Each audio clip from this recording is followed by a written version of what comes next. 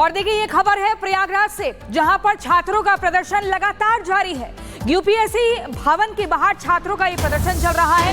छात्रों के प्रदर्शन का चौथा दिन है। एक दिन एक शिफ्ट में परीक्षा की मांग पिछले 4 दिनों से लगातार ये छात्र ये अभ्यर्थी कर रहे हैं और जो परीक्षा की तारीख है वो दिसंबर के महीने में तय हुई है। इनका कहना है कि एक ही शिफ्ट में एक ही पाली में ये परीक्षा कराई जानी चाहिए। ये 2 शिफ्टों के लेकर लगातार विरोध कर रहे हैं। आपको बता दें पीसीएस प्री की परीक्षा, आरओ और एआरओ, ये 3 एग्जामिनेशन है जिसको लेकर यहां पर आप देखिए हजारों की संख्या में छात्र जुटे हुए हैं। 4 दिनों से लगातार ये प्रदर्शन कर रहे हैं, प्रोटेस्ट कर रहे हैं। समझाने बुझाने का काम लगातार जारी है। बैठकें हो रही हैं वरिष्ठ अधिकारियों के साथ, लेकिन सब कुछ बेनतीजा। छात्रों की हुंकार, जंग आर पार की तस्वीरें हम आपको इन तस्वीरों में दिखा रहे हैं। प्रियंका हमारे साथ जुड़ गए सहयोगी राघवेंद्र का रुख कर लेते हैं। राघवेंद्र, बड़ा सवाल यहाँ पे ये खड़ा होता है कि छात्रों की मांग होनी चाहिए कि जो परीक्षा है उसमें पेपर लीक ना हो, सारी व्यवस्थाएं बेहतर रहें, लेकिन एक शिफ्ट में परीक्षा करवाना ये तो लगभग असंभव सा है क्योंकि संख्या बहुत ज्यादा है। व्यवस्थाएं करने के लिए प्रशासन को समय चाहिए, कई पालियां चाहिए, तो छात्रों की जिद और ये मांग क्यों, उनके पीछे का कारण क्या है? बिल्कुल, देखिए आपने सही सवाल उठाया है अनामिका कि जिस तरह से आयोग ने पहले सोचा था कि जो नकल का पहले बहुत दबाव था क्योंकि हर पेपर में लीक का मामला आता था, तो ये हुआ कि पहले उसमें कुछ किया जाए, लेकिन छात्रों का ये कहना है कि 3-3 दिन हम एग्जाम देंगे तो इतना हमारे पास समय कहाँ है कि हम एक पेपर का 3 बार में एग्जाम दें। तो वो चाहते हैं कि एक दिन में 2 शिफ्ट में ही खत्म हो जाए और जो नॉर्मलाइजेशन की जो प्रक्रिया है वो समाप्त। तो आप देखिए ना कि बच्चे सड़क पर ही यहाँ पर अपनी क्लास लगाए हुए हैं, प्रिपरेशन सड़क पर ही कर रहे हैं, अपने नोट्स के साथ यहीं पर तैयारी कर रहे हैं। ये लोक सेवा आयोग का ये चौराहा है जहां पर बच्चे बैठे हैं। दूसरे पक्ष में देखा जाए तो भारी संख्या में पुलिस फोर्स भी तैयार है। यहाँ पर बैरिकेडिंग है और उस पार उत्तर प्रदेश प्रयागराज की जो पुलिस है वो भारी संख्या में है। और इस वक्त आप देखिए कि आमने सामने है, छात्र हैं और पुलिस है यहाँ पे है। और देखिए यहाँ पर कुछ लोग हैं, इन लोगों से बात भी हम करते हैं।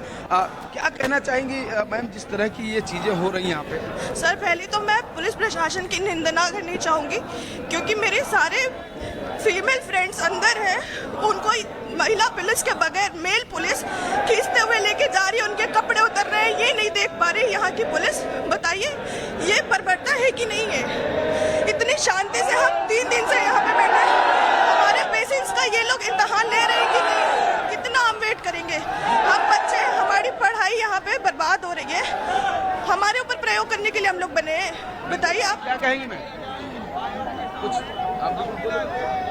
सर, सबसे बड़ी बात सर, मैं सुबह राघवेंद्र, छात्रों से आप इसी तरीके से लगातार बातचीत करते रहिएगा क्योंकि यहाँ पर छात्रों की आवाज हम आपको लगातार सुना रहे हैं कि आखिर वो क्या कह रहे हैं, क्या मांग कर रहे हैं। डीसीपी प्रयागराज अभिषेक भारती का क्या कुछ कहना है वो भी सुन लीजिए।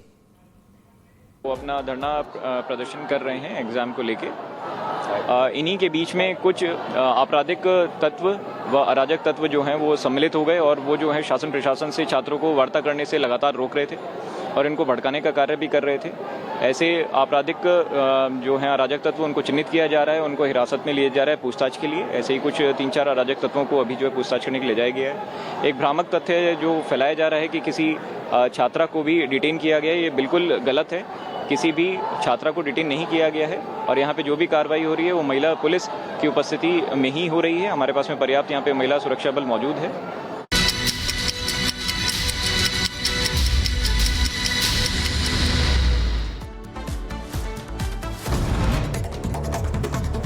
यूपी के प्रयागराज में यूपीपीएससी के छात्रों का विरोध प्रदर्शन जारी। छात्रों को हटाने का प्रयास कर रही है पुलिस। हिरासत में लिए गए हैं कई छात्र। प्रयागराज में पुलिस प्रशासन ने निकाला मार्च, इलाके में बैरिकेडिंग की है, शांति व्यवस्था बनाए रखने की अपील की गई। उधर दिल्ली के रोहिणी इलाके में मुठभेड़ हुआ। गोलीबारी के दौरान एक शूटर के पैर में लगी गोली। अमित हत्याकांड में शामिल था बदमाश। 2 आतंकियों को लखनऊ एनआईए कोर्ट ने सुनाई सजा। दोनों आतंकियों को 10-10 साल की सजा। आतंकी गतिविधि में जुटे थे दोनों दोषी। बाबा सिद्दीकी हत्याकांड पर शूटर शिव कुमार का बड़ा खुलासा। कहा सिद्दीकी की मौत की पुष्टि करने के लिए गया था लीलावती अस्पताल। सूत्रों के हवाले से बड़ी खबर। राजधानी दिल्ली के प्रगति मैदान में आज से लगेगा अब तक का सबसे बड़ा व्यापार मेला। 14 लाख लोगों की पहुंचने की उम्मीद। और अहमदाबाद के एसआई की बहादुरी से टला बड़ा हादसा। चलती ट्रेन में चढ़ने की कोशिश कर रही एक महिला को बचाया। तस्वीरें सामने आई, आरपीएफ जवानों ने बचाई महिला की जान। उत्तर प्रदेश के बहराइच में ठगी का मामला आया सामने। मदरसे में नौकरी दिलाने के नाम पर ठगी, 9 लोगों से 5-5 लाख वसूलकर थमाया गया फर्जी नियुक्ति पत्र। महाराष्ट्र के जलगांव में बड़ा हादसा हुआ। दादावाड़ी पुल के पास एम्बुलेंस सिलेंडर विस्फोट हुआ। फिलहाल किसी के घायल होने की कोई खबर नहीं। वाराणसी जिला अस्पताल में सांस्कृतिक कार्यक्रम के दौरान नर्सों के साथ सीएमएस और कर्मचारियों ने ठुमके लगाए, फिल्मी गानों पर जमकर डांस किया। वीडियो वायरल हुआ।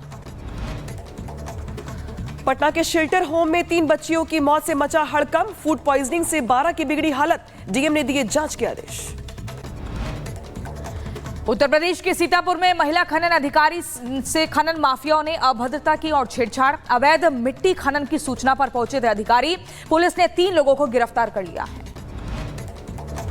उधर ग्रेटर नोएडा में डॉक्टर की बड़ी लापरवाही आई सामने। 7 साल के मासूम बच्चे की गलत आंख का कर दिया ऑपरेशन। बच्चे के परिजनों ने जमकर हंगामा किया।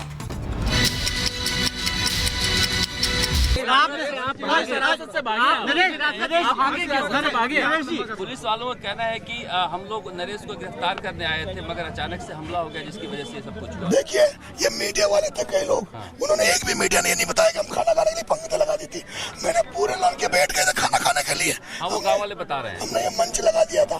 ये मंच इस बात का था, हमने कहा कलाकार बुला लिए थे। हमारे इधर रात को यहाँ पड़ाव डालेंगे, बिस्तर मंगा लिया था हमने। बिस्तर डाल के हमने यहाँ सोते और फिर सुबह यहाँ से ठोकरे कूच करते। आप कस्टडी से भागे थे? कस्टडी से पुलिस कह रही है कस्टडी से भागे आप? भागा नहीं, भागने का नाम ही नहीं है। उनको ठोका है, पुलिस वालों को ठोका है और ठोकने के बाद वो भाग गए थे छोड़ के। उसके बाद पुलिस वालों को मारा है। बिल्कुल मारा, हमने जम के मारा है। और लेकिन वो तो मिर्ची बम थे उनके पास, इसलिए हम पीछे हो गए, हमारे बेहोश हो गए सर। आप बिगड़ेगी ना, आप बताएंगे जो लोग ना हम बिगड़े कानून व्यवस्था बिगड़े, तो जो नहीं सुधरेंगे उनको ऐसे सुधारेंगे। आपने लठ लेकर, आपने एक वीडियो भी है जिसमें आप अपने समर्थकों को कह रहे हैं कि लठ लेकर आ जाएं, जेली लेकर आए, पावडर लेकर आए। तो ये सामने आमने सामने एक लड़ाई नहीं? सुबह से जो पुलिस जो बर्ताव कर रही थी उसका आवाज हमारे पास कोई सुनने वाला नहीं था। कलेक्टर ने 45 किलोमीटर बैठी थी, वो मेहंदी लगा के वो कलेक्टर ने आ जाते थे। सबको नहीं होता, कलेक्टर ने अगर आ जाती, सुबह से यहाँ 7 बजे से चल रहा था, 9 बजे तक वेट किया, 11 बजे तक वेट। कलेक्टर आ जाते ना तो एसडीएम के थप्पड़ पड़ता, लेकिन ना पुलिस वाले सुनने वाले, ना प्रशासन सुनने वाला। मैं तो निर्दलीय लड़ रहा था। हाथ में लेने से तो आपको नुकसान, आप तो खुद ही निर्दलीय कैंडिडेट थे। अच्छा, ये गांव वाले भी परेशान हो रहे हैं इससे। तो ये मेरे को दुकान का इसलिए मैं आया हूँ, इनको हिम्मत बता रहा हूँ। मैं इनको छोड़ के नहीं भाग सकता, मैं छोड़ के नहीं भाग सकता। मैं गिरफ्तारी देने आया हूँ, इनके साथ खड़ा हूँ। जो भी ये आदेश करेंगे, हम पूरे समाज से, पूरे लोगों से इनके लिए भीख मांगूंगा। जो गाँव में नुकसान हुआ है उनको गाँव वालों को दिलाने का काम मैं करूँगा। आप स्वीकारा है मीडिया के सामने, आपने मारा, आपका चुनाव रद्द हो सकता है। हो जाए रद्द, हो जाए, मुझे कोई फर्क नहीं पड़ता। पुलिस को मारना क्या आपको सही लगता है? पुलिस जो बर्बरता कर रही थी, पुलिस जो लाठियां दे रही थी, फिर क्या करते इलाज उनका? उनसे बराबर नहीं लड़ सकता क्या? पुलिस जिस तरह से लाठी जा गोले फेंक रहे थे, हम क्या? लेकिन नरेश, संविधान है, कानून है, इस तरह से कानून सर कोई नहीं मान रहा। कानून संविधान गाँव में कोई नहीं सुन रहा। सब यहाँ पे अत्याचार होता है, ये सब लुटेरे हैं, चोर है, सब लोगों को लूट रहे हैं। पुलिस दूसरा तरीका भी था। पुलिस कह रही है आपको पकड़ने आए थे, आप भागे? भागा नहीं, भागना नरेश मैंने सीखा ही नहीं है भागना। पुलिस को मेरे साथियों ने धोखा ढंग से, पुलिस भाग गई थी, मैं निकला वहाँ से, इसी मंच पे आके मैं बैठा, फिर यहाँ से फोर्स आई। नरेश, जब पुलिस पर हमला होगा तो पुलिस जवाब